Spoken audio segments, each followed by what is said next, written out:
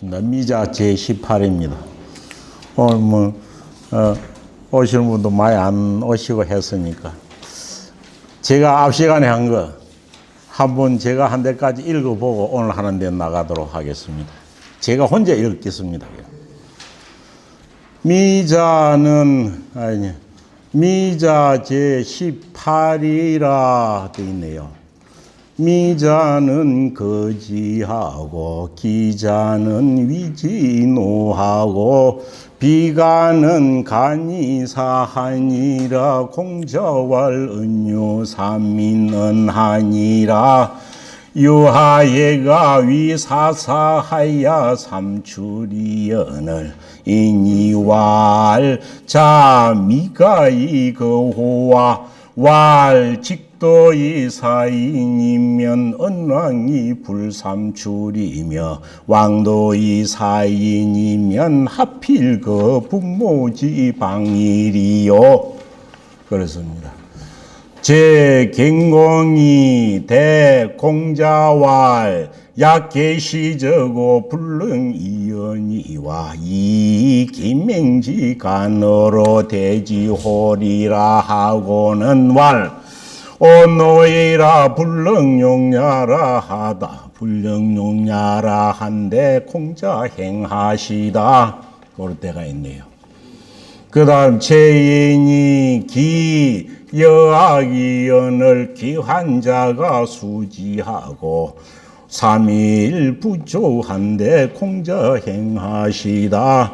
초강 접여가 가이가 공자왈 봉해봉해여 하덕지시이고 왕자는 불가간이언이와 내자는 유가추라 하니 이여이여이로다 금지 종정자는 태인이라 공자 하하사 욕 여지은 이러시니 초이 피지하니 부덕 여지은허이다 은하시다. 장저 걸리기 우이 갱리연을 공자 가지 하실세 사자로로 문지는 하신데 장저왈 부집여자는 위수오 자로왈 위 공모신이라 왈시노 공모여아 왈 시야 신이라 왈시 여 왈시 지진의리라 지진의리라 하다. 문어 걸릭한데 걸리기왈 자는 위수오 왈 위 중요로다 왈시노 공모지도여아 대왈연하다 왈 도도자 천하 계시야하니 유명한 말입니다. 도도자 천하 계시 도도 천하 계시라고 딱 넉자로 쓰면 도도하고 다섯자로 천하 도도 천하 계시라고 씁니다. 여섯자로 도도자 천하 계시야니 이 수의 역질이요 차이 여기 차이 여기종 피인지 사야론 기약종 피세지 사제리요 하고 깅 우이불철하더라 자로가 행하야 이고 한데 부자무연왈 이것도 유명한 말입니다. 조수는 불가동군이란 말. 조수는 불가여 동군이니 오비 사인지 도를 여오 이 수열이요 천하 유도면 뭐가 불려여기 아니라 도도자 천하 계시 이거는 그 좋은 데는 별로 안 씁니다. 도도 천하 계시라는 건 나쁜 곳에 흔히 많이 씁니다. 어찌하면 어지러운 풍조나 여론이나 이런 것이 나쁜 여론이 저 거침없이 흘러가는 물처럼 한쪽으로 싹 쏠려가지고 가는 걸 도도 천하 계시라고 하죠. 지금 세상에는 예언이 많습니다. 그래서 난세에 어지러운 풍조가 난무하거나 안 그러면 정도가 없어지고 소인들이 득실되면서 세상이 모두 다 각자의 욕망에 따라서 가고 인도는 사람의 도는 돌아보지 아니하는 그런 걸 비유할 때 도도 천하 계시라고 합니다. 마치 그래서 이 뭐 엄청 많이 쓰는 말입니다. 뭐 요즘 같은 것도 흔히 쓸 수가 있죠. 도도 이 뭡니까 한 어떤 뭐 국가를 운영하거나 뭐 하는데 모든 뭐 반대편 말 무시하고 자기들끼리 거침없이 나가는 이런 것들 그 따라가서 추정해갖고 간 무리들 이런 것들을 갖다가 도도천하 계시라고 합니다. 마치 도도천하 계시는 황하의 물이 흘러가는 것을 비유로 하는 겁니다. 탕류가 거침없이 휘슬려가는 걸 비유할 때 도도천하 계시라고 하죠. 그래서 그는 탕류에 아무리 거치는 물질이 있어도 거기서 딱 꼿꼿하게 서가지고 흔들림 없이 자기의 길을 가거나 안 그러면 표상이 되는 걸 보고 뭐라고 합니까? 그런 사람을 뭐라고 합니까? 지주라고 하죠. 지주. 이 지주, 지주라고, 지자, 숫돌 지자 맞죠? 지주, 지주라고 하는 거죠. 그래서 지주 뭡니까? 중유지주 이 말이 있죠. 지주 같은 분이 사람이다. 이건 중국 저자 뭡니까? 사문해 그 엄청 폭포가 쏟아지는데 그 가면은 가운데 마치 뭡니까 숫돌 같은 이는 그 돌산이 한 개 서 있답니다. 그게 지주산인데 그 지주산은 천하 항하의 물이 거침없이 내려와도 함도 거의 꿈쩍 안 하고 딱 서가지고 자기 자리를 지키고 있는 것입니다. 그래서 그걸 갖다 지주로 갖다 지주. 그래서 이런 분들을 비교하기를 지주 같은 분이라 하죠. 우리 영남에서는 뭐 그 당시에 을사사화 이후에 엄청 정단이 어렵고 세상이 모두 다 유능인평으로 돌아갔어도 그게 굽히지 않고 자기 길을 간 남명 선생이나 근세에 있어서는 난세를 만나가지고 나라를 어지러울 때 민우 선생 같은 분 이런 분들을 갖다가 난세의 지주라고 그렇게 뭐 비유하기도 합니다. 세상을 피해 사는 인사들이 우리가 만났을 때의 이야기입니다. 앞에 있는 초나라의 강인 저변나 또 장저 걸리기나 이런 사람들은 이 세속을 피해가서 숨어 사는 은둔자들의 이야기였고 그런 분들이 공자님을 어떤 시각에서 보았는가가 나와 있습니다. 오늘 이야기도 오늘 이거는 이름도 없습니다. 이름도 없고 가만 나만은 노인 장인이라고 나오는데 이 사람이 자로가 만나가지고 한 이야기입니다. 자로가 종이 후르니 종은 누구를 따라가다는 게 종이고 후는 뒤하다라는 것은 따라가지 못하고 뒤에 처지다라는 뜻입니다. 눈보다 뒤에 하다 뒤에 난개지다 이런 뜻입니다. 자로가 뭐 종은 누구를입니까? 스승을 따라갔겠죠. 누구를 하는 생략이 되어 있습니다.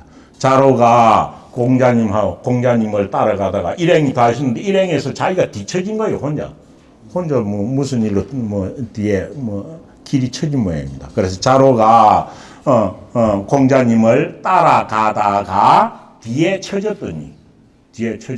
그래가지고 뒤에 처져 놓으니까 어디로 갔는지 잘 몰랐겠죠. 그래서 마침 지나간 한 남한의 노인을 만났습니다. 뒤에 처졌더니 장인은 장자, 노인 장자입니다. 그래서 나이 많은 사람은 장인이 한다. 그래서 남한은 노인. 우리는 요즘 장인이라고 하면은 뭡니까?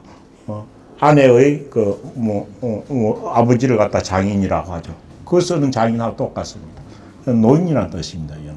그래서 어떤 노인이 이장하조하야 지팡이로서 지팡이를 끼겠다. 지팡이로서 하는 멸하자죠.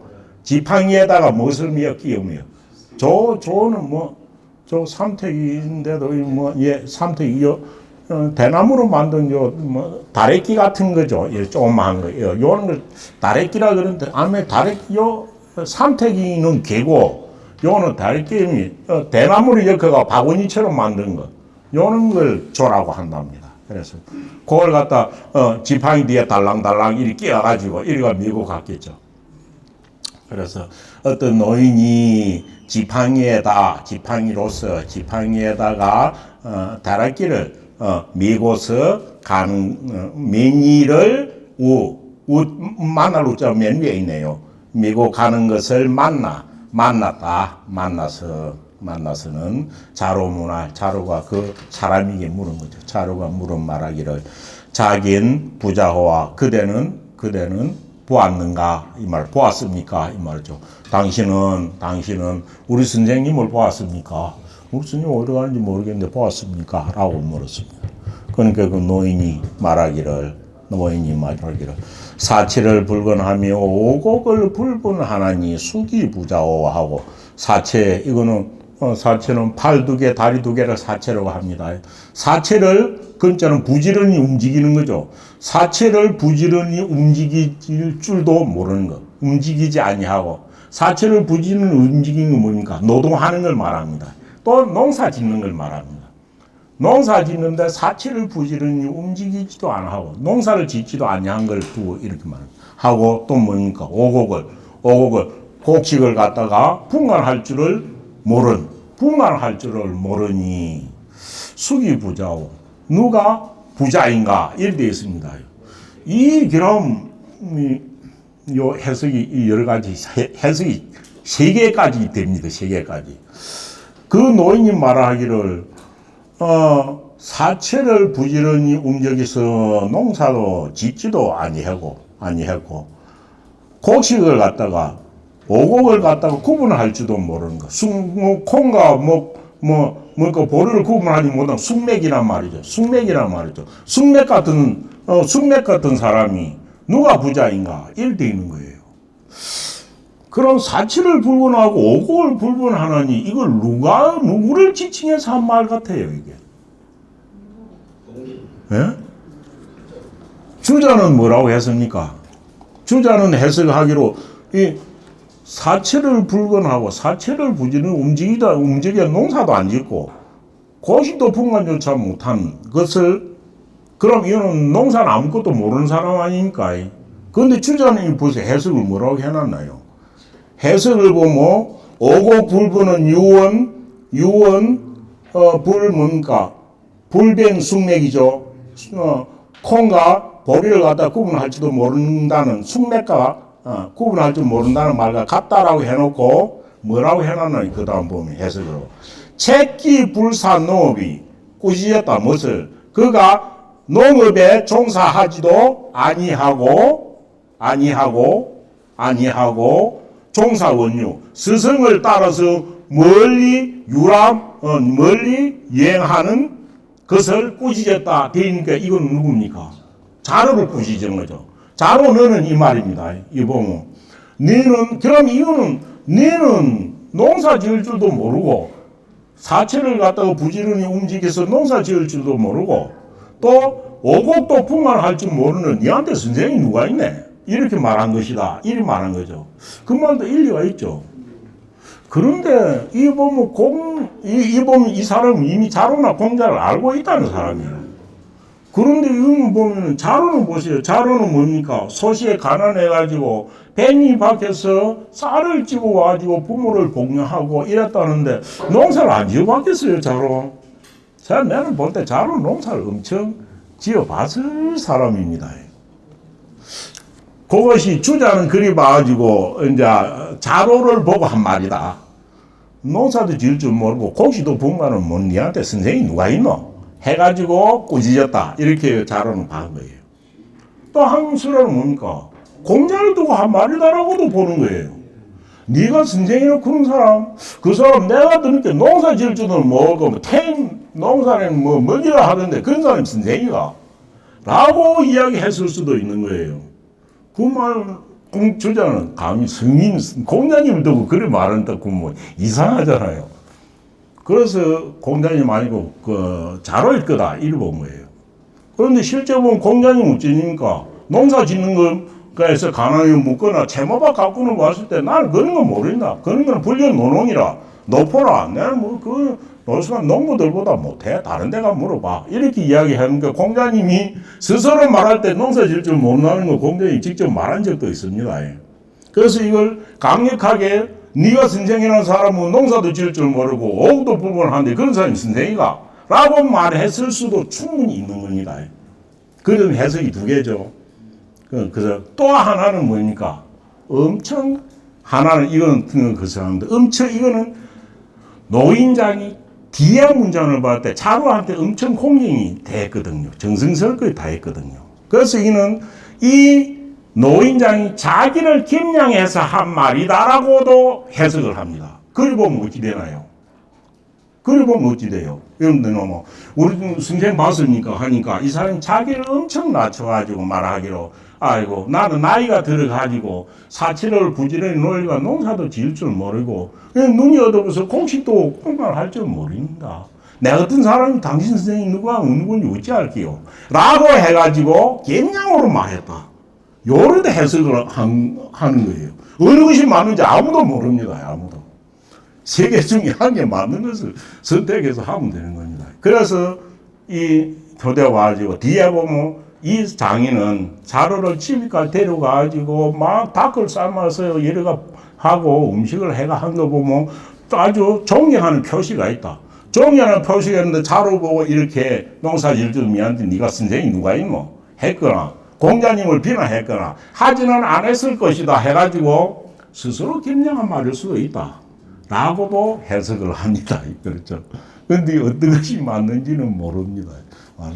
근데 어찌 보면 쟤는 사실 보면은 이 사람도 공자님을 잘 알고 있고, 공자는 자기는 비세지인이고, 공자님 비인지사이기 때문에 대도 안 하는 걸 찾아내면서 이 나라 저 나라 되면서 배설을 하려고 했던 공자님을 비판하는 쪽으로 보는 것도 어떨까라는 생각이 듭니다.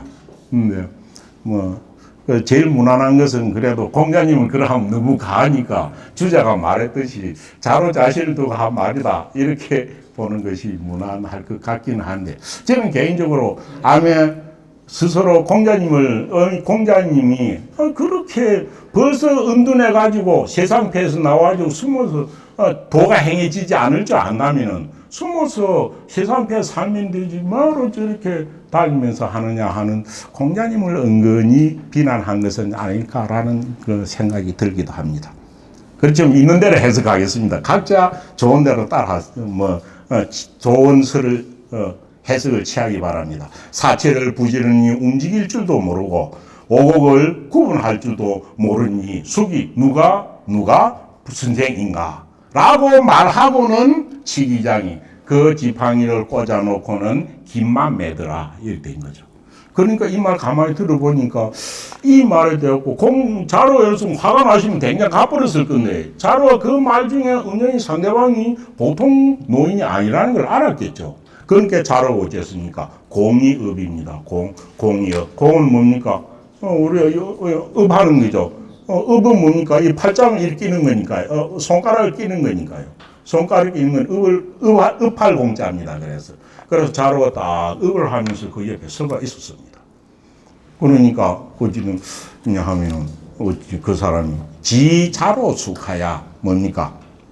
자로를 오늘은 날도 어둡고 하니까 당신 오늘 갈 데 없어 해가지고 뭡니까? 길 가는 것을 중지하는 거, 저지하는 거죠. 그래서 자로를 갖다가 머물게 하여서 자기 집에 누워 자게 한 겁니다. 자로를 가는 길을 멈추게 하여서 자기 집에 유숙을 시키면서 살게 위서의 사지하니, 무엇을 잡고 닭을 잡고 위서 뭡니까? 기장을 하다라는 게 이상하죠. 기장을 하다가 밑에가 설자가 기장밥입니다. 기장밥을 그런 할위자는 뭐니까 짓다라는 뜻이겠죠. 그래서 닭을 잡고 기장은 아주 귀한 겁니다. 귀한 아주 고운 아주 우리말로 진수성찬에 해당하죠. 그래서 기장밥을 딱 지어 가지고는 자로를 다 먹이고는 자기 아들 둘이가 있습니다. 갱기, 이자, 은, 연을 그 두 아들을 와서 요런 괜히 아니고 회경갑이에요. 배우게 했다. 괜히라 해도 되겠네. 그 두 아들로 하여금 자로를 포기한 거. 인사드리라 이렇게 됐겠죠. 포기하였습니다. 포기하였거늘. 그래서 날이 밝자 다음날 자로가 떠나서 떠나와서 이제 뭐 공자님을 찾았겠죠. 그래서 그 이야기로서 공자님에게 아뢰니 자왈 공자님께서 말씀하시기를 은자인 것 같다. 피해지 은자야로라.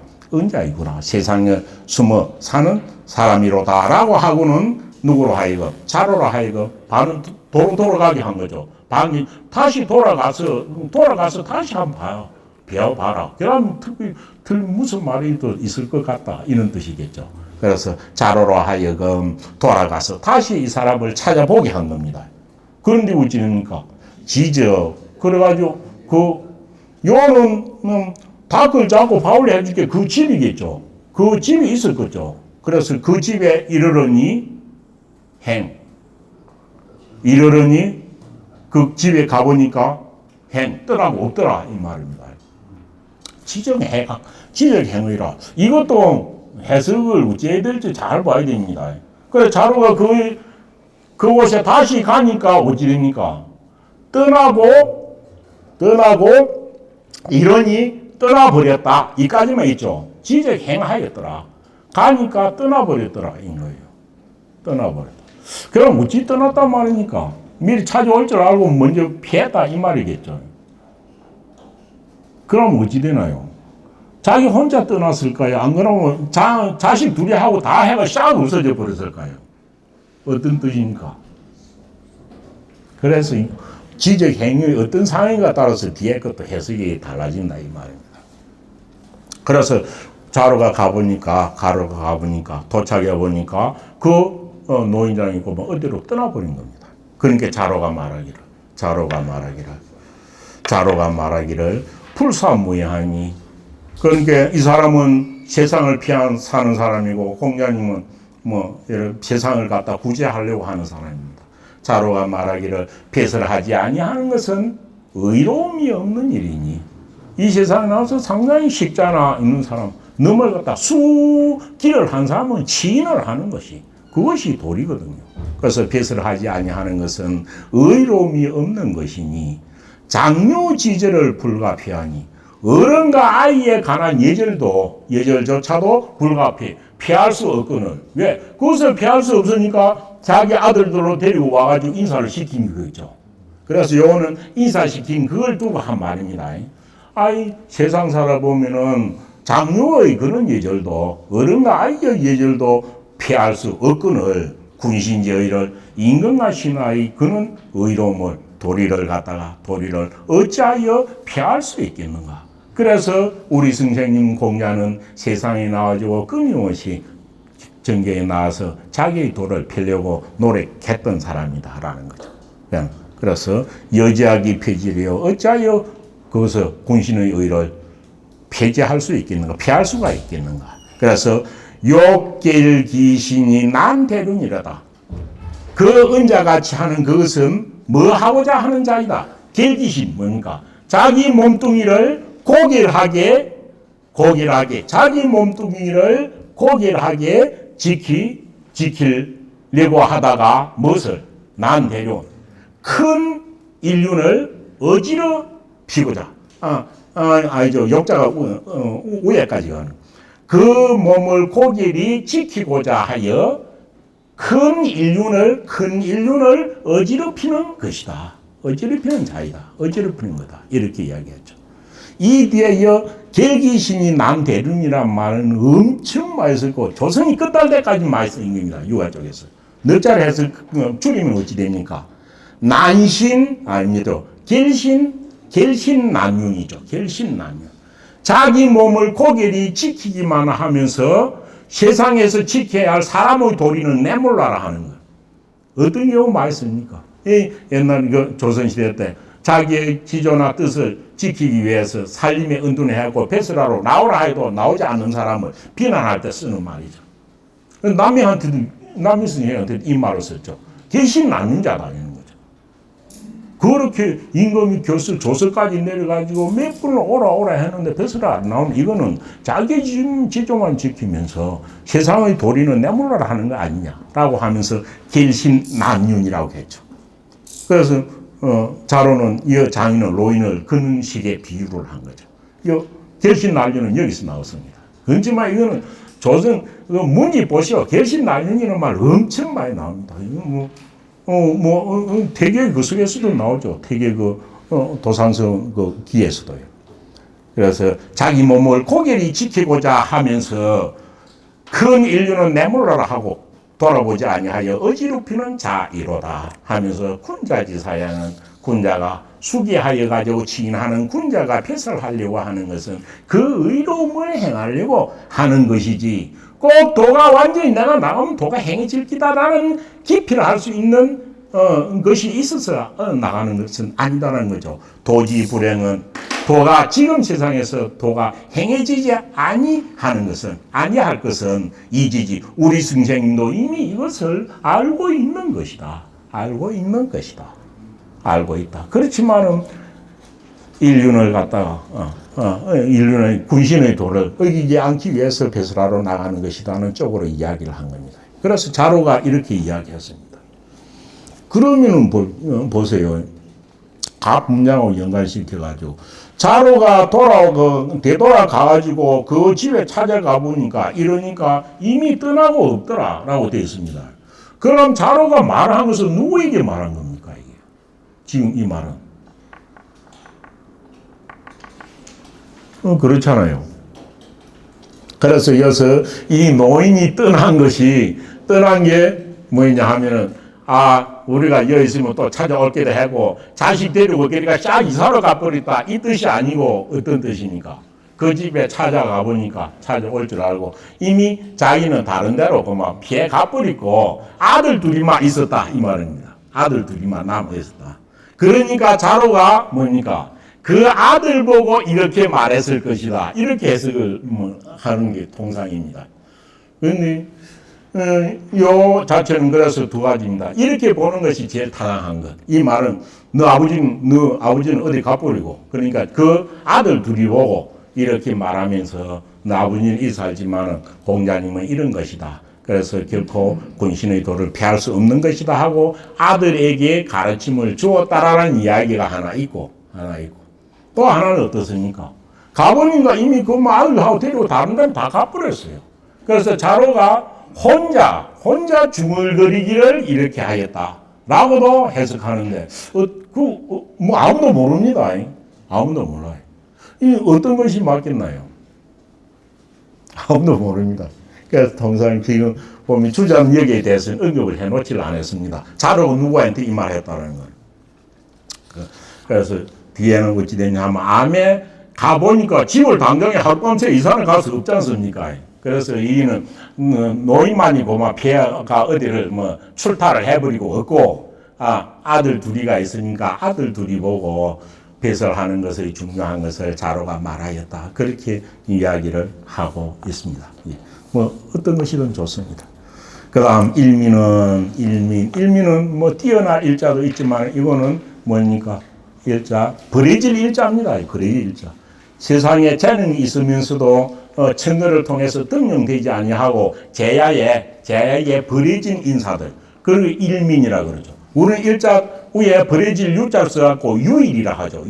유일지사라는 말 많이 쓰죠. 그래서 일민은 유일지사. 유일. 세상에 재능을 가지고 있으면서도 쓰이지 않고 버려진 제야에 숨어 사는 사람, 이런 사람을 일민이라고 합니다. 그런데 이 버려진 거는 자기가 스스로 안 나온 경우도 있고, 나가려고 어찌 됩니까? 밖에서 등용하고 출전해서 출전하지 않고 등용을 안 해서 안 나간 경우도 있고, 두 가지의 경우입니다. 특히 백이 숙제 같은 경우는 자기가 배수를 안 하려고 하는 거지, 무함이 써주지 않으려고 한 것은 아니죠. 하는 겁니다. 그런데 일민은 8사람이다라고 이야기하는데 어떤 기준에서 이것을 뽑았는지는 알 수가 없습니다. 일민으로 지칭되는 사람은 8이다라고 있는 것입니다. 이는 공자님 말로 한 것은 아니고 통상 그렇게 전해져 왔던 것 같습니다. 일민으로 지칭되는 사람, 재능은 있지만 세상에서 버려진 사람은 8이 있습니다. 여덟 맞습니까? 둘, 넷, 여섯, 일곱입니까? 이겁니다. 그래서 백이숙제, 백이숙제는 뭐 엄청 많이 나왔습니다. 은나라에서 주나라로 바뀔 때, 뭐 절개를 지켜야 하고 수양산에서 고사리를 캐먹다 죽은 뭐 형제입니다. 고죽국의 왕자들이죠. 백이와 숙지와 우중과 되어 있습니다. 우중. 우중까지, 여기까지만 기록 나긴, 우중까지, 유아의 의미 되어 있네요. 우중은 줄을 보세요. 우중은 주에 보면 뭐이 나왔습니까? 예, 주에 보면은 예, 있네. 우중은 중옹이라고 되어 있죠. 중옹은 누구냐 하면은, 주나라 처음 세울 때 문왕의 할아버지 이름이 태왕이었죠.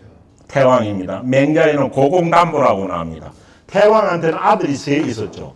아들이 세 있었는데 제일 큰 아들이 태백입니다. 태백. 그 다음 가운데 아들이 중옹입니다. 중옹. 이 중옹이 이어서 말하는 우중이라고 이야기합니다. 그 다음 셋째가 뭡니까? 셋째가 계력입니다. 계력.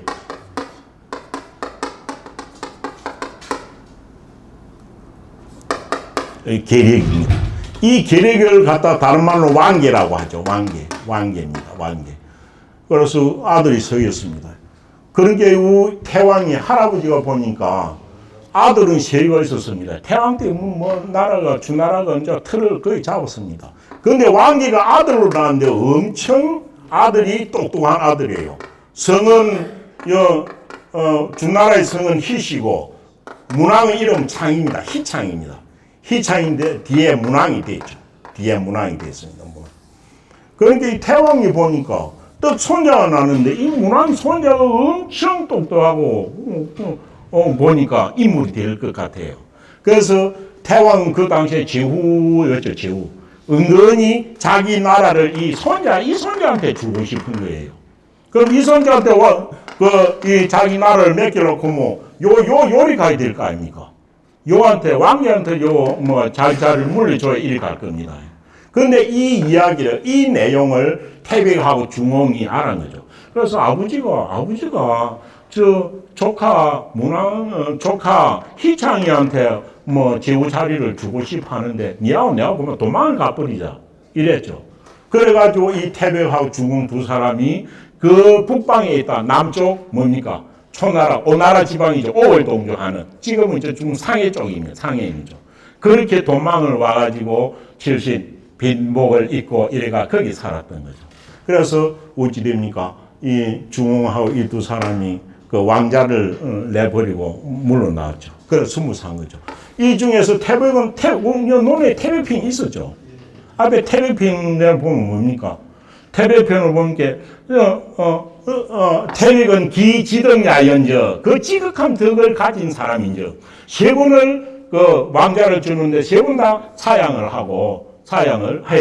하였으니 그때 왕자를 사용하고 흘러간 것을 민무덕이 칭하니라. 백성들이 그들을 갖다가 지칭할 만한 말이 없을 정도였다라는 이야기가 태백편에 나오는 거죠. 그 태백의 동생이 중옹입니다. 그래서 중흥은 어찌되냐면 온 나라를 가지고 이 변발을 하고 심지어 옷까지 입지 않고 이래가지고 막 숨어 사는 자유분방하게 산 사람이 중흥이라고 합니다. 그런데 실제적으로 우중이 중흥인지 딱 확실히 맞는지 안 맞는지도 확실히 모릅니다. 조자가 그렇게 이야기를 한 겁니다. 그래서 우중이요. 그러니까 요도 세상을 버리고 이제 숨어 산 사람이죠. 그 다음 이일은 누군지 확실치 않다고 나와 있습니다. 이일과 주장도 누군지 모릅니다. 유아인은 앞에 나왔었죠. 유아인 앞에 나왔습니다. 소연은 동이족이라고 합니다. 동이족인데 나와 있는 게 얘기에 딱 한 줄 나와 있습니다. 선거상. 부모의 상을 엄청 잘 치러가지고 3년이 지내도 슬픔을 갖다가 가시지 않은 사람이라고 소연 대연이 나옵니다. 그렇게 동이족이라고 나와 있습니다. 그렇지만 어쩌지만 다 확실한 내용은 잘 전해지지 않습니다. 백이숙제 유아의 우중 외에는 나머지 사람은 잘 알려져 있지 않습니다. 그런데 이것을 두고 공자님 한 말입니다. 자왈 공자님이 말씀하시기를 불한기지 그 자기의 뜻을 굽히지도 아니하고 자기의 뜻을 갖다가 너한테 뜻을 항복하지도 아니하고 굽히지도 아니하고 또 자기의 몸을 욕되기도 안 하고 오로지 자기의 지조를 끝까지 잘 지킨 거죠. 그래서 그 뜻을 굽히지도 아니하고 그 몸뚱이를 욕되기도 아니하고 평생의 자기를 지조를 지킨 사람은 백이 숙제 연저 이 여자는 감탄 마크죠. 그래서 백이 숙제일 것이요 이 말인데 일 것이요. 그렇지만 가난하게 살았죠. 그 다음 또 위유하의 소련. 유하에는 앞에 나왔습니다. 세 분이나 검찰총장 3사를 맡겨도 세 분 다 쫓겨나고 해도 원망하지 아니하고 애궁이 불면 고궁해도 근심하지 아니하고 했던 사람입니다. 소련은 부모상 잘 치는 사람으로만 알려져 있는데 이때 요 거론한 것을 보면 공자님 다 알았을 건데 뒤에는 전해지지 않습니다. 유하에와 소련은 항지 욕심, 자기의 뜻도 굽혔고, 왜? 그 쫓겨나거나 해도 그거 하는 건 다 뜻을 굽혀가지고 그 자리에 있었던 거죠. 유하에도 뭐. 그래서 자기의 뜻을 지조를 굽히고 자기 몸을 욕됨을 당하기도 했습니다. 욕됨을 당하기도 하였지만은 그렇지만은 평생에 자기 할 일은 끝까지 딱 안 바꾸고 한 사람이죠. 지조가 그 지조를 굽히기는 했지만 변한 건 아니에요. 변한 건. 변해가 너한테 아부하거나 그런 건 아니에요. 그래서 몸을 욕되게 하기는 하였지만 언중윤하며 말은 윤자는 법도 윤자입니다. 말을 하면 그 말은 법도에 맞았고 행실은 이거는 일반 사람들의 생각에 그 사람은 당연히 그렇게 행하겠지 하는 일반 사람들의 생각입니다. 그래서 행실은 모든 사람이 바라는 그 생각에서 맞았으며 어긋나지 않았다는 거지. 맞았으니 그 이 두 사람 기사이라 그들은 이와 같을 뿐이었다. 이와 같을. 그러니까 감지 욕심했지만은 은행이 사람의 도리에서는 벗어나지 않은 사람이다라고 이야기를 하는 거죠. 그 다음에 우중이일은 은거 이름 누군지도 모릅니다. 은거 숨어 살면서 말을 제멋대로 했어요. 그래서 중홍은 중홍은 빈발로 하고 옷도 이를 벗고 이래가지고 막 거점에서 살았다고 합니다. 그래서 숨어 살면서 말을 제멋대로 하였지만은 그 사람이 그럴 수밖에 없는 것을 환경적으로 어쩔 수 없었다 이래 보는 겁니다. 공자는. 그래서 시인 중청하며 그래 했지만 자기 일신은 청렴함에 맞았고 충분히 무엇을 할 수도 있는데도 안 하고 자기 몸을 깨끗이 하는 데는 맞았다는 거죠. 행실은 제멋대로 이긴 하지만 자기 몸을 깨끗이 하는 데는 맞았고 이거는 어찌 되냐 하면 자기가 배설에 나가지 않은 게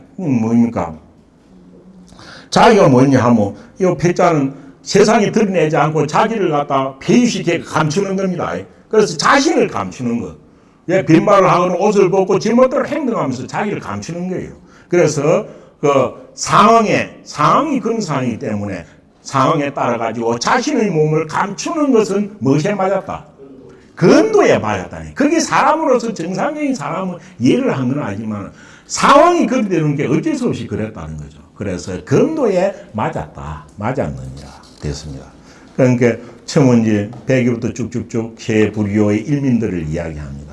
그 뒤에 말이 엄청 유명합니다. 하면서 아적이여시하니 이 세 부류의 숨어 산 사람도 세 부류인데 나는 이 숨어 산 세 사람과는 좀 다르다. 나는 이 사람들에게는 다른 점이 있으니 나는 뭡니까? 무가무불가. 나는 가한 것도 없고 불가한 것도 없다라는 뜻입니다. 어떤 상황에 맞춰가지고 나는 꼭 이렇게 할 것이다 하고 딱 말을 하거나 나는 이것은 하지 않을 것이다. 이거는 불가하게 여긴다. 라고 하는 것이 없다는 거예요. 이 말 그냥 상황에 따라서 이리도 할 수 있고 저리도 할 수 있다. 이렇게 해석이 될 것 같은데 이거는 뭡니까? 이 무가무불가라는 이 말 때문에 이 말을 갖다 맹자가 엄청 설명을 잘했죠. 이것이 앞에 오는 백이숙제는 성인 중에서 자기를 고결하게 지키기 위한 성인 중에서 청림한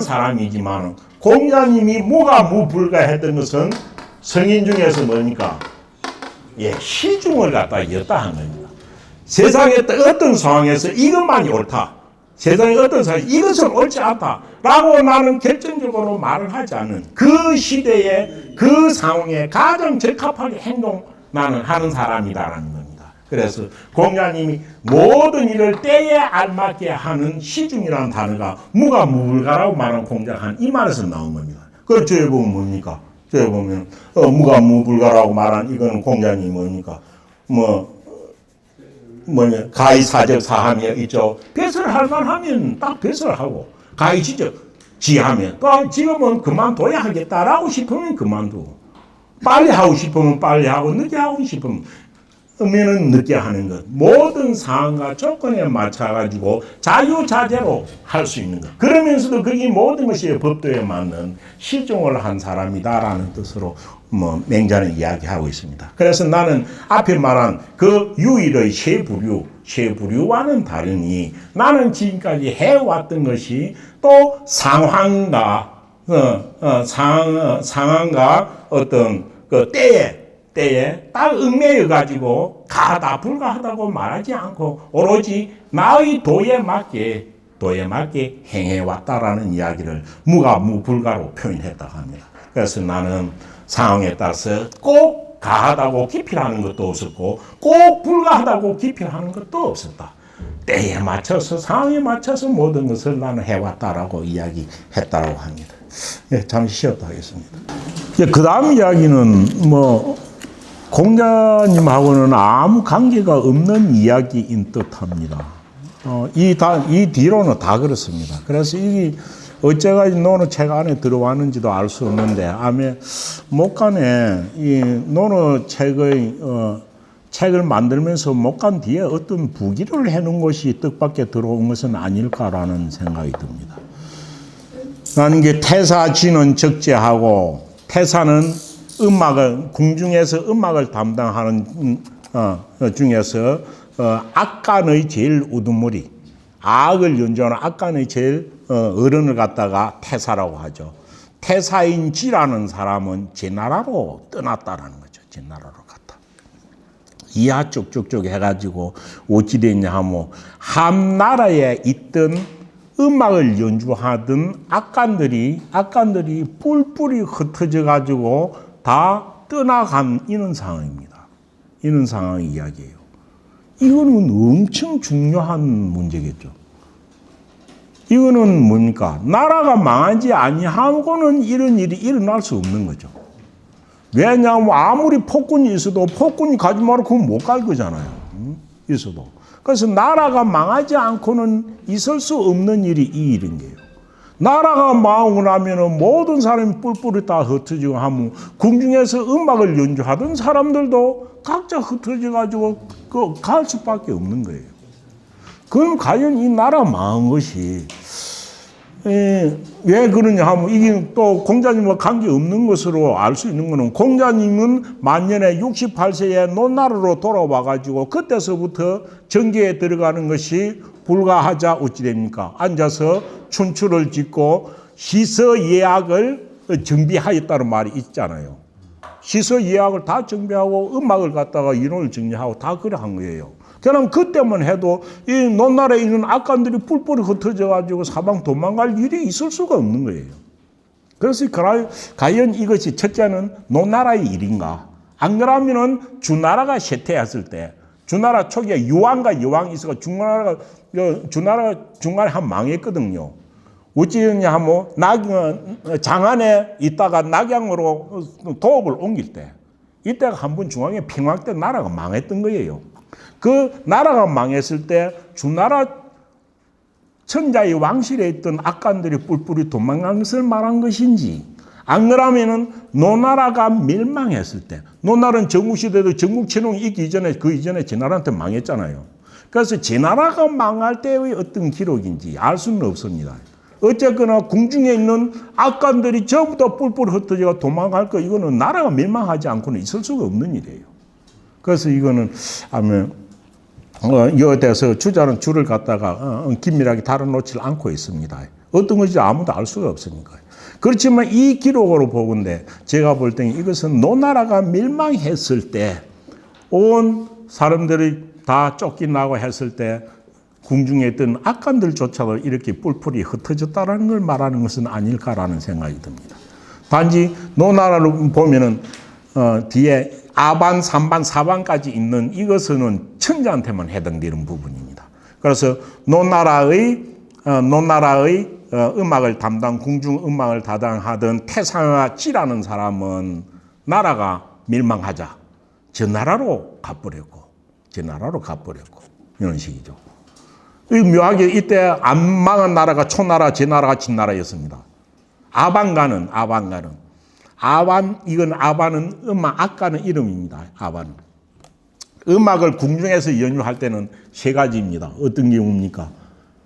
두 가지입니다. 하나는 종묘 제례악이 가장 크게 남아 있고, 그다음 한 개는 뭡니까? 궁중에서 특별 행사 연회를 할 때 여는 게 있고, 그다음 평상시 음악에서는 어찌 되느냐 하면 천자가 음식을 먹을 때 백관들하고 음식을 먹을 때 음악을 연주하면서 음식을 먹는 거예요.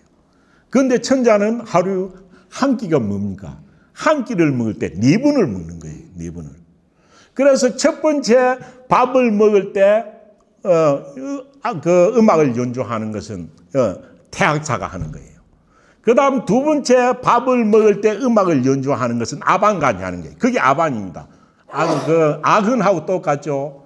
두 번째 밥을 먹을 적에 음악을 지휘를 하는 사람, 연주하는 사람이 아반이에요. 3반은 세 번째 밥을 먹을 때. 그런데 이거 한 끼 식사가 일이 되는 겁니다. 한 끼 식사가 1차, 2차, 3차, 4차일 때입니다. 그러면 이때는 하루에 3끼 먹지는 않았을 거고 아침, 저녁으로 먹었을 때 이랬을 거예요. 그리고 4반은 네 번째 밥을 먹을 때, 식사를 할 때 음악을 연주하는 사람이 4반이에요, 4반. 그런데 이거는 천자한테만 해당하는 것인데, 노나라에는 어찌 됩니까? 노나라는 주공한테 하는 예를 다 한다고 해가지고, 주나라 천자에서 행하던 예를 행했기 때문에 이래도 했다라는 이야기로 가지고 이제 맞춰가는데, 맞는지 안 맞는지는 모르겠습니다. 어쩌면 종묘에서도 천자만 연주하는 음악을 갖다 연주했으니까요.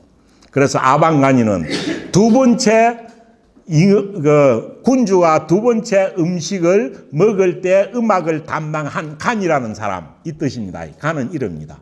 아반인 간은 나라가 망하자 초나라로 가버렸고 떠났고, 3반을 담당하던 요라는 사람은 채나라로 떠나버렸고, 채나라는 그때 약속에서 있었는지 모르겠습니다. 그 다음 4반을 담당하던 계리라는 사람은 진나라로 가버렸다. 전부 다 그 악간들 흩어집니다. 악간이 흩어진 자체는 나라가 멸망하지 않고는 있을 수가 없는 일입니다. 그 다음 어찌입니까? 고인방숙입니다. 뭡니까? 북을 담당하는 방숙이라는 뜻입니다. 북을 담당하는 방숙은 항하 쪽으로, 이건 지명입니다. 하로 들어가 버렸고, 항하 지역으로 한해입니다. 한해 지역으로 떠나버렸고, 뭔가 도자, 이거는 작은 도자입니다. 소고 도자죠. 그래서 소고를 연주하던 무라는 악가는 한중으로, 이건 지명입니다. 한중 총나라죠. 한중으로 들어가 버렸고, 소사는 뭔가 악간에서 악장을 보좌하는 사람이죠. 소사인 양과 갱시를 치는 사람. 갱시를 치는 양이라는 사람은 고마 바닷속에 섬으로 도망을 가버렸다라고 돼 있고 아무것도 없습니다. 그래서 여기에 대한 것은 뭐라고 이야기할 수 없는 상황이 아닌, 주자도 여기에 대해서는 줄을 달아놓지 않습니다. 그렇지만 이것은 나라가 멸망하지 않고는 있을 수가 없는 일이고, 이렇다면 이거는 노나라가 멸망했을 때 조중에 궁중에 있던 악간들이 이 정도였다면은 다른 패선한 사람은 어찌 됐겠습니까? 다 흩어졌다는 걸 말하고 있는 것 같습니다. 그렇게 이야기를 합니다. 또 주공이 위 노공왈, 이거는 뭡니까? 주공은 주나라 초기 사람이죠. 문왕의 아들이니까요. 무왕의 동생이고. 그래서 주나라의 모든 주나라의 법을 다 문물을 정비한 사람이 주공입니다. 그래서 이 주공한테 노나라를 땅을 갖다가 봉토로 준 거죠. 봉토로 줬는데 주공은 천자의 나라에서 하늘이 많고 재상을 맡고 있으니까 자기 봉토에 갈 수가 없잖아요. 그래서 주공 아들이 누굽니까? 백금입니다. 백금. 마지백자의 짐승금, 날짐승금자. 백금입니다. 그래서 아버지 대신 큰아들인 백금이가 노나라에 내려간 거예요. 그래서 노나라의 첫 제후가 백금이고 그 사람을 노공이라고 부르는 거죠. 그래서 노공은 주공의 아들입니다. 주공의 아들. 그래서 노공이 자기의 아들이 노나라 영지, 봉지로 내려갈 때 훈계 쪽으로 한 이야기를 여기에 적고 있습니다. 이거는 뭐 어찌 됩니까? 한국 공자님 있기든 주나라 총계 몇백 년 전의 이야기죠. 그럼 이 이야기가 왜 여기에 적혔느냐? 가능성은 일단 이거는 주공이 노나라의 시조한테 내룬 그 훈계이기 때문에 노나라 사람들이 대대로 외워온 것일 거다. 그래서 외워온 것을 여기에 다시 한번 적어놨을 거다라는 이야기도 있었고, 이 이야기는 없어졌는데 공자님이 이 이야기를 외우고 계시다가 제자들한테 해놓으니까 여기에 적혀 있을 거다. 이를 보는 것 여러 가지 해석이 있습니다. 그렇지만 어떤 것이 맞다라고 단정할 수는 없습니다. 단지 다 추론입니다. 그래서 노공이 노나라의 그 시조인 백금이, 주공의 아들인 백금에게 일러 말하기를, 노나라로 내려올 때 부임할 때 말한 겁니다. 네가 가면은 어찌해라 라고 세 가지를 이야기합니다. 군자는 불이 기친하며, 군자는 나라를 다스리는 사람입니다. 나라를 다스리는 사람, 이 주 보면 버릴 기자로 나와 있습니다. 이 자는 육이라고 돼 있죠. 그래서 제일 가면은, 왜냐하면 자기는 주나라 상고 중앙에 있다가 지금 지방인 노나라를 갈 겁니다. 가면은 자기를 도와주는 사람은 자기가 기존을 알고 있는 사람이 제일 중요할 거 아닙니까? 그래서 알고 있는 사람끼리, 친한 사람끼리 돈독해야 된다는 걸 이야기하고 있죠. 그래서 군자는 그 친한 사람을, 이전부터 친분관계 깊은 사람, 또 친한 사람, 혈친관계 다 됩니다. 그 친한 사람을 쉽게 버리지 아니해야 하고, 또 불사 대신으로 내려갈 때 상공이 있습니다. 상공배설하는 이 사람들이 얼른 대신 세가 이런 거는 중요하죠. 맹자도 세가를 엄청 중요했으니까요. 중시 여겼으니까요. 그래서 대신들로 하여금 원망하지 않게 해야 한다. 무엇에 관해서 원망하지 않게? 굴리해가 쓰이자가 되어 있죠. 쓰이자가 주에는 뭐라고 되어 있나요? 네, 쓰이자는 썰용자가 내가 등용하다는 뜻으로 되어 있습니다. 그래서 요 용자는 배설에 등용하는 겁니다. 그래서 대신들로 하여금은 뭡니까? 등용하지 아니한다고 하여 원망하지 않도록 해야 된다고 말해요.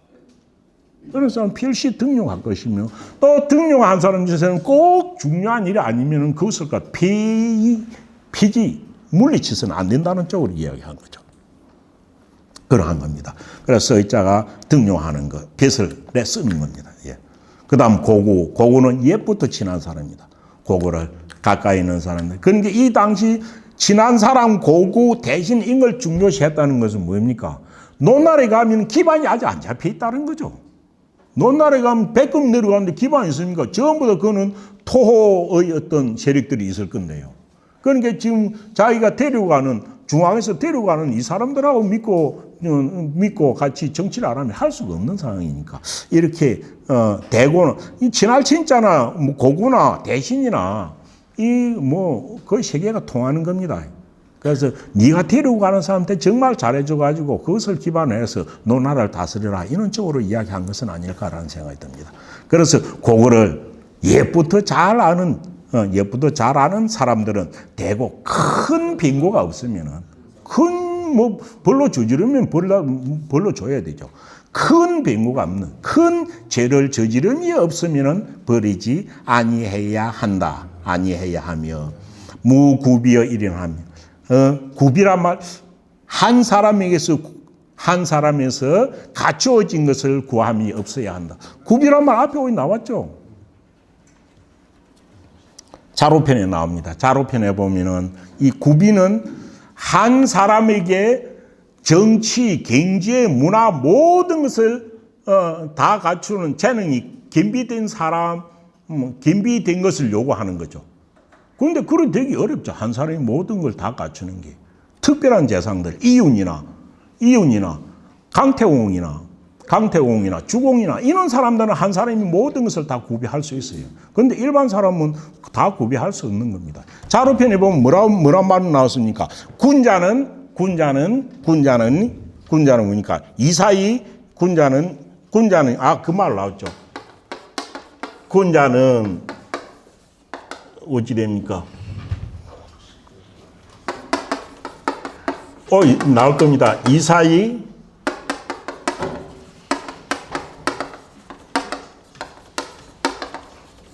난열이고 소인은 뭡니까? 소인은 난사이 이열이죠.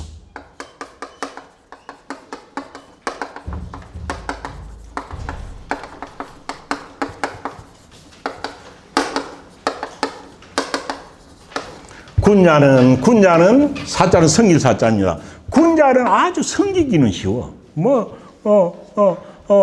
군자인 어떤 상관은 성기기는 아주 쉽지만은 그 사람을 진심으로 기쁘게 해주기는 어렵다. 그 말이 나왔죠. 왜? 성기기 쉬운 것은 어찌 됩니까? 딱 정도대로만 해주면 잘 성기는 거니까요. 그래서 성기는 건 쉬워. 성기기는 쉬워. 아니죠. 제가 이야기 잘못했습니다. 성기기는 쉽고 난열, 기쁘게 해주기는 어렵다. 군자는 성기가 쉬운 것은 자기 직분만 하면 딱 되는 거예요. 여기서 인자 등용 방법이 나옵니다. 인자를 쓰는 방법에는 두 가지가 있습니다. 무엇이 있습니까? 기지요, 구비. 여기가 구비가 나옵니다. 그래서 어쩌니까 군자는 인자를 쓸 때 그릇에 맞게 쓰는 거예요. 그래서 그 그릇이 할 역량만 다 하면은 아무도 타치 안 하는 거예요. 그러니까 군자는 인자를 쓸 때 그릇에 맞게 한 사람을 그릇대로 쓰는 거예요. 그러니까 그 그릇대로만 다 하면 되니까 자기 역량만 다 하면 되니까 성기기는 쉬워요. 그런데 기쁘게 하기는 어려운 것이 정도에 맞게 성기가 기뻐하기 때문에 도에 맞게 하기는 쉽지 않은 거예요. 그런데 소인이 위정자는 성기기가 어려워요. 기쁘게 해주는 거는 엄청 쉬워요. 왜? 자기 욕심에 맡기면 해주면 기뻐하니까요. 기쁘게 해주기는 쉬워도 성기기가 왜 어렵냐? 소인이 위에서 막 밑에 있는 부하 보고 100가지를 다 요구하는 게 한 사람한테 이것도 해라, 저것도 해라, 이것도 해라. 그러다 한 개만 못하면은 내쫓 붙여버리고 또 다른 사람을 쓰는 거예요. 결국 그러다 보니까 자기 마음에 막 아부하는 사람만 쓰게 되는 거예요. 그 자료편에 나오는 말입니다. 그래서 무구비, 여서 구비란 말이 나오는 게 구비. 인자 등용 바쁩니다. 현명한 사람은 사람을 그릇에 맞게 적재적소에 쓰는 것이고, 자기가 현명하지 않은 사람이, 지 밑에 있는 사람이 100가지 넘으면 100가지 다 한 사람이 환히 대답해 주기를 바라는 거예요. 그러다 마음에 안 들면 내 쪽까지 또 쓰고 또 쓰고. 이러다 맨날 어찌 되냐 하면 결국 옆에 지한테 아부하는 소인만 있게 되는 거죠. 그건 지금이나 옛날에 똑같을 거예요. 인자를 어떻게 쓸 것이냐, 기지할 것이냐, 구비할 것이냐 이 말입니다. 인자를 쓰는 중요한 방법 중에 하나입니다. 그래서 여기서 말하는 거예요. 네가 가면은 사람이 있거나 없거나 사람의 기량을 보고 탁탁탁 일로 맡겨야지. 네가 딱 좋아하는 한 사람한테 100가지를 다 의문하고 구하고 그래서는 안 된다. 라고 이야기를 하는 것입니다. 그래서 무구비어 일인, 앞에도 구비란 말이 나왔지만 아주 중요하게 쓰인 말입니다. 그래서 이 말이 노나라의 첫 제후인 노공이 백금이가 내려올 때 아바이가 해준 말이라고 하는데, 아바이가 해준 말이 대대로 와가지고 사람들이 다 아는 걸 기록한 것인지, 몰라고 있다가 공자님이 말해가지고 기록한 것인지는 알 수가 없습니다. 그래가지고 여기 나와 있는 게 주공위 노공말 나왔습니다. 그 다음 뒤에 거는 뭐 아무 상고할 것도 없는 그런 이야기입니다. 주유팔사이니 주나라에는 8선비가 있었다라고 되어 있습니다. 주나라에는 주나라 몇백 년 됐습니다. 그래서 이게 어느 시대 때인지도 모릅니다. 문왕 때 이야기인지 무왕 때 이야기인지 성왕 때 이야기인지 아무것도 모르는데 이 이야기가 나오는 겁니다. 주나라에는 아주 훌륭한 인재, 훌륭한 8그는 관리가 있었다. 8명의 관리가 있었다. 라고 하면서 8명의 관리 이름은 뭐라 했습니까? 백가리, 백하리, 또 중도리, 중오리, 수갸, 수카, 개수, 개하가 그 8명의 선비다. 이렇게 이야기해 놨습니다. 주에 보면 그거 나와 있죠. 혹자는 말하기를 성왕 때 사람이다. 혹자는 말할 때 선왕 때 사람이다. 뭐 이렇게 되어 있습니다.